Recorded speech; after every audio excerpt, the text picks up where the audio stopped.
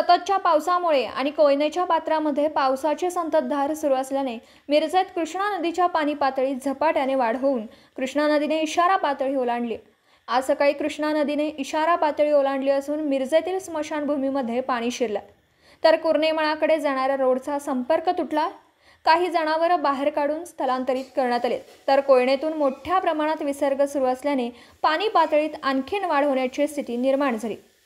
सांगली मिरज कुपवाड शहर महानगरपालिका प्रशासनाने नदीकाठच्या नागरिकांना सतर्कतेचा इशारा दिला।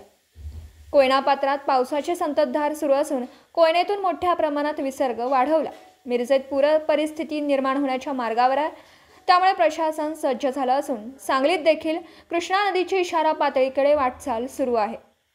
सांगलीत कर्नाळ रोडवर गुडघाबर रोडवरती पाणी आलं, त्या अनुषंगाने सांगलीत NDRFची टीम तैनात करण्यात आली, तर सांगलीत कृष्णा नदीच्या पाणी पातळी ही दुपारपर्यंत 36 फुटावर असून मिरजेत कृष्णा नदीची पाणी पातळी ही 46 फुटावरती आहे, तर अजून पाणी पातळीत वाढ होण्याची शक्यता।